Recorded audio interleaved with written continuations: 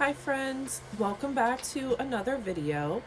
In this video, I'm going to be showing you about a week's worth of me prepping for an art show that I have coming up. There are going to be small clips here and there that are just regular life in my studio. Like this box that I'm unboxing is for a commission project rather than for my art fairs. Currently, most of the items that I sell at markets and fairs are all handmade and hand painted. As you can imagine, this creates a lot of work for me before each show. So I'm trying to work away from that and start making more merch for my art business that I don't have to create personally. So I'm trying to order a different type of merch. And here's a sticker sheet that I'm using to design 3 simple little paintings. All of these have sold already as I'm speaking. And I just make a simple stencil to do the outline of a ghost. And then from there, I'll individualize each little painting.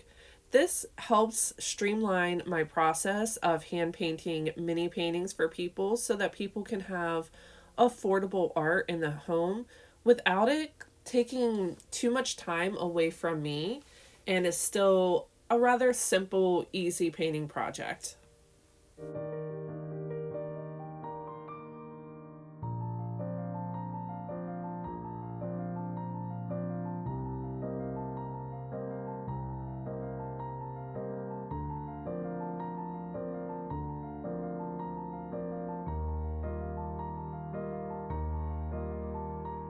Don't worry, Lily's not afraid of ghosts, just plastic bags and vacuums. Here are the finished mini paintings. I think they turned out super cute, and so did everybody else, which is why they are already sold. So thank you for everyone who purchased from me. Here is Lily. She is sitting in a sunspot. So I arranged this room so that I would have a clean shot for filming when I'm at my desk and you'd be able to see me really well. Now, the problem is the animals all love this room. They love being where I am, and it's become a little bit difficult for me to walk around my desk. So at the very end of this video, you'll see I rearranged my art studio once again so that there is more space on the ground for the animals to lie and plenty of room for me to walk to and from. So these 2 little tulip paintings I absolutely love. I do still have them. I'm going to put them on my website soon, and they are about $35 each. Here we have some new sticker sheets. They unfortunately, they did come a little defective, and I was a little nervous emailing the company because they actually, the first batch of them didn't arrive at all. So I had already emailed them well after they were supposed to arrive, like, hey, where are my stickers? So I ended up having to email them twice, and I showed that the cut lines were not accurate or thick enough. And they were really cool about it. So I guess my anxiety and fear was just in my own head. They sent me another batch. So I have 2 batches of them. So I put a B for like B grade on the back of all of the ones that are slightly defective. The big stickers are still usable, and I've been slowly giving these out at my show. I even gave one to a little toddler, and his mom at my last event came up to me and was like, I still think about when you gave him that sticker sheet. And I don't know, that really warmed my heart. It's moments like that that make you realize how fun and amazing in-person events can be. I mean, of course, there is always a little bit of the bad with the good. You will, of course, have people complain about your prices or just kind of look at your stuff like, what is that? But the good times really make up for those. They're few and far between for my experience at least, but I'm also really incredibly picky about which art shows and art fairs, craft fairs I will do. I do not do any at churches or schools. And that is a personal reason because a lot of my art is like a little bit on the witchy side or creepy cute.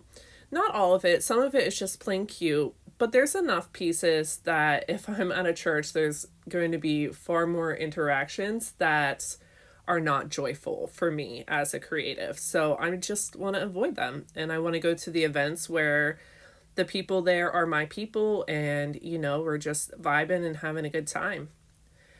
This is just a little bit of prep for this commission project. I call it a commission, but it's for my friends. I had made them a planet painting when their baby was born. And they then commissioned the rest of the planets. So I gave them two price points, one for just getting wood panels from the craft store, like Michael's or something like that. And so that, of course, was a lower price point.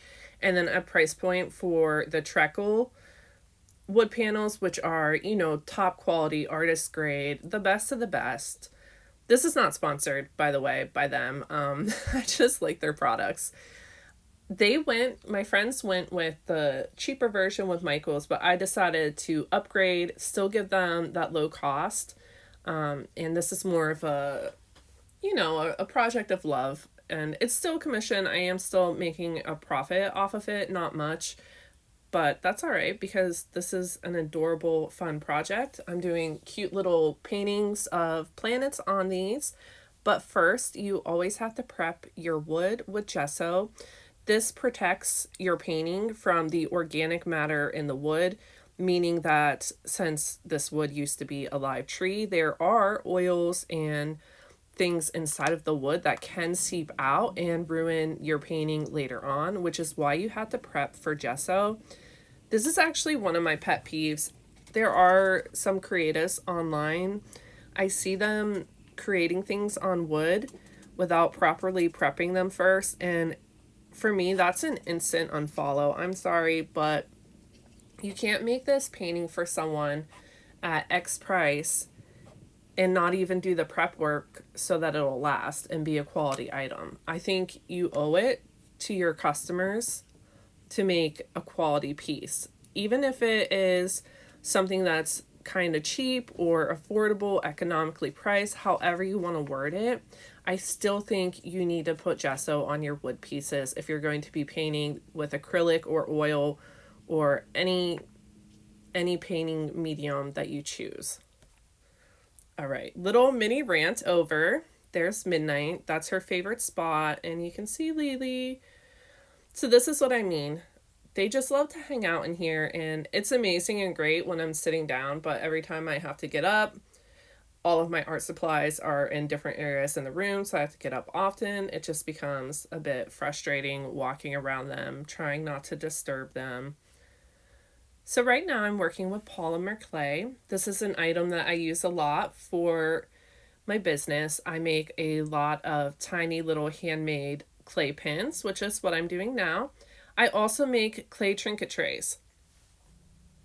When I make my clay pins, I will do a tiny little mini batch of the same style to make it easier for the painting process. It makes it easier mixing the colors, and then I'll have a bunch of backstock for my next upcoming shows as well.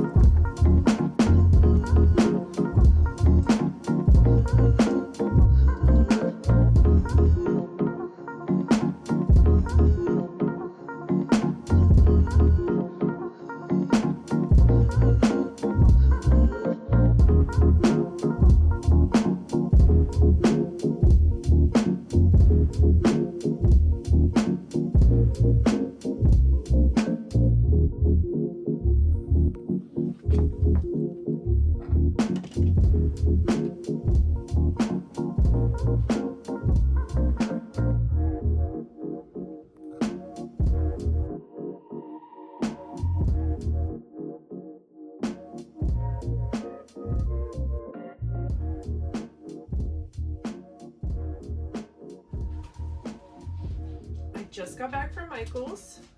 I got quite a few. Let's see, I got 3 total of these 4x4 canvases, and there's 9 in here each.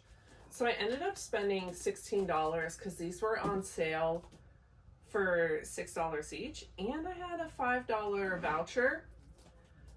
So I make mini paintings with these. The lawn people are here for my neighbors, and Lily is not a fan of that. So I make mini paintings of these for my arts and crafts fairs, and I wanted to stock up on them while they're on sale. Originally they're like $20.99, and at that price they're not really worth it for the price that I sell them at, which is between $22 and $30.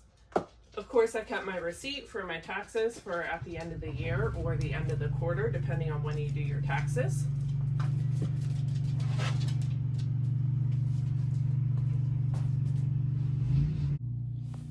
Of course, not all of my time is spent prepping for upcoming shows. I do also do things just for the fun of them. I saw a thumbnail of someone using this rainbow pencil online and remembered, hey, I also have that fun rainbow colored pencil. So I just sat down for a while and did a bunch of silly little cute sketches one day. And then the following couple days, I added in my Instagram stories what people's favorite animals were other than pets, and I got a bunch of answers, and I started drawing them and then adding them to my stories. I had a lot of fun with that. And here I'm going to prep these mini canvases. I do usually add 1 coat of gesso to each of these. They're not always a high quality product, and sometimes the canvases will be slightly, I guess, loose. I'm not sure how you would describe it. And when you add the gesso to it, it tightens the canvas, so it makes it better and easier to paint on. So I always add at least 1 coat. There have been times when I've gotten a little mini canvas that it had like just kind of a wrinkle almost through it. Not quite a wrinkle. I'm not sure how to describe it without a good example. And that took 3 or 4 coats of gesso, but it came out looking just like all of these little canvases. This stuff really does help prep your items. And so I'll do a whole batch of these at the same time rather than just gessoing 1 or 2 that I need. Again, I try to do things in batches. It tends to make it quicker. You're not taking stuff out and putting stuff away as often. And I do an undercoating or an underpainting with this bright pink, so that if any spots show through the painting, they'll show up as this beautiful, vibrant color rather than just white. Hands are trembling right now, right now. Deep blue water sea, afraid of jumping in right now, right now. 한 발을 내밀었어. 걱정이 많이 있어. It's a bit of love, man. It's a little tough, yeah. 담배를 물고 있어. 생각이 너무 깊어. Wow, it's looking too deep. It's a little rough, yeah. Overthinking if I belong, but I'm where I need to be.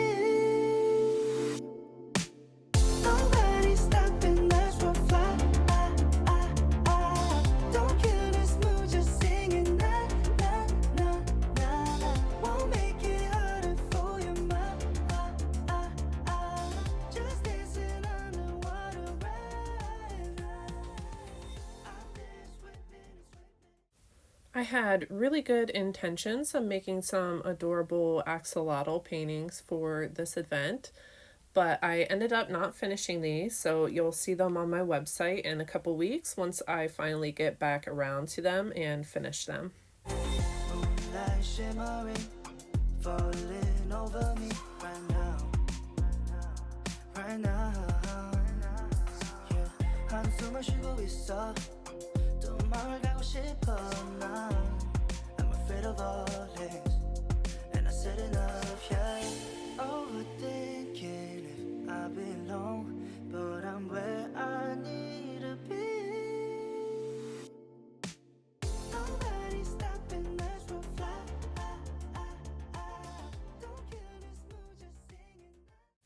This is my fourth, I think, Royal Talons art creation sketchbook. I have used the smaller sizes before, but I wanted something a little bit bigger.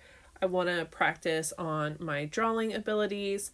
I think I've gotten pretty decent at painting, but I don't think that I'm very strong at drawing. And I know someone who maybe is just starting out might look at my sketches and think, what are you talking about? But there are some things that I can't really draw yet, like faces that I want to work on and practice. So I bought this bigger sketchbook so that I could do loose, quick sketches for warm ups and then, some more detailed, in depth sketches as well. You can kind of see Midnight in the window here. She absolutely loves that spot so much. It is her little throne. So it's morning in this clip, or I should say morning for me. I do have ADHD and I do not have a normal sleep pattern, and I tend to wake up pretty late in the morning. Not afternoon at least, but it's definitely probably 9:30 or 10 a.m. in this video, and I'm definitely still just waking up. One of the first things that I do is I will try to plan out my day or week. I think at this point I am working on the week. This must have been filmed on a Monday, because that's my weekly page book. And then you'll see here I'll put a post-it note and then go through all the things I need to do for that day as well. This is to try to keep myself organized. It's easy for me to get distracted. As you saw there, I was petting all the animals. I love the satisfaction that comes with crossing things off my list. And I will only put a few things on my list at a time. I will put top priorities, like if I need to respond to a client email or something like that, something that is a priority for today, the day, I'll put that on there. But then I'll maybe, let's say I clean my bathroom or do some sort of big house chore. I will add that to my list after I've done it, just to cross it off and be like, look how productive I was. I don't know, it's a silly thing, but I like it, and it makes me realize at the end of the day how much I do, even on days that I don't consider productive. It's always amazing how some days you're like, wow, I did so much. And other days you'll be like, that wasn't really productive. But when you look back and think through, you still ended up doing quite a lot of things. Currently, I am working on some clay trinket trays. These are formed again with the polymer clay or oven baked clay. And then I am painting them in craft paint. So this is one of the most affordable types of acrylic paint that you can get. The thing with it is you do have to get quite a few coats on. Kind of like painting your nails. You need to do a first layer, a second layer, and usually a third layer with this paint. But you can get this paint for $1 to $2 at your local craft store. So it's a very affordable option, which is one of the reasons that I like to use it a lot. When adding the pins to the back of the clay pins, I use Loctite super glue.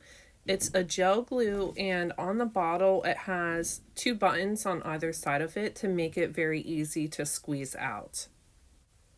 For the faces or other fine details, I will use a Posca pen.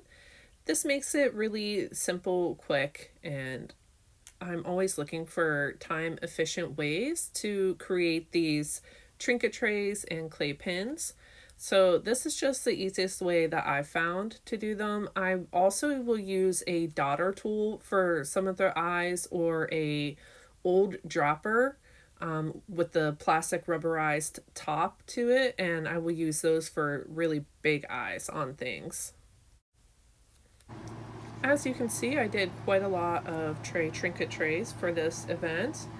And before I resin them, I do have to evacuate the room of all feline friends. Lily is always the easiest one to leave. I just tell her to leave and she will.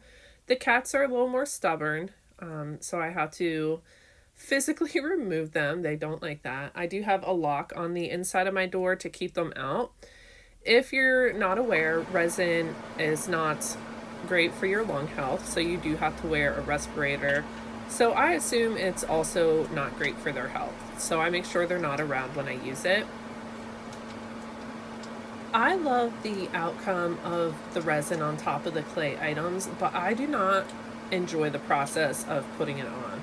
I find this to be a bit annoying to have to wear the respirator and the gloves. The amount of gloves I go through is absolutely insane. I guess I'm just messy with the resin, I'm not sure. So I am trying to move away from having so many handmade clay items available. I'm trying to find different other ways to showcase my art that's still within my style and design, and at price points that customers will buy them. I eventually want to get some enamel pins and stuff made, but I feel like until you've done that, it seems kind of scary to venture into.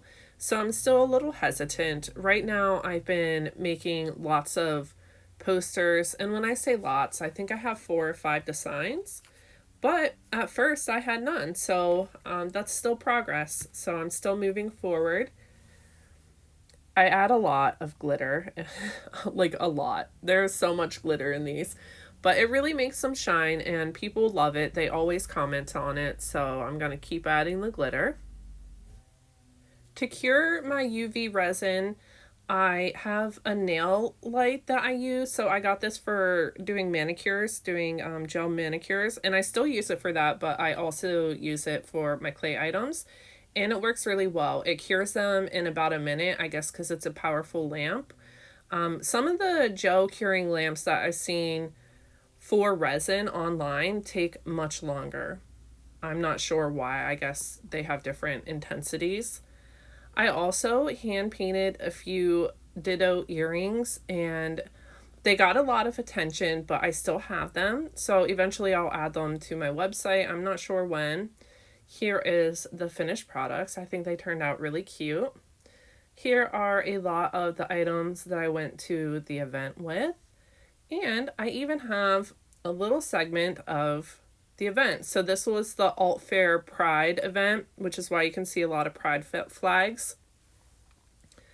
So here we are. This is right before it technically started. So that's why there's not very many people there yet. And then here is in the middle of when the drag show first started. Here's the pathway of animals that I have to traverse around to get out of my desk.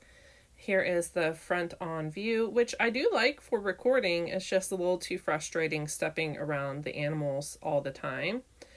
Going back to that event, I had a really fun time, and profit-wise, compared to last year when I did the same event, I did 33% more, so that's always good.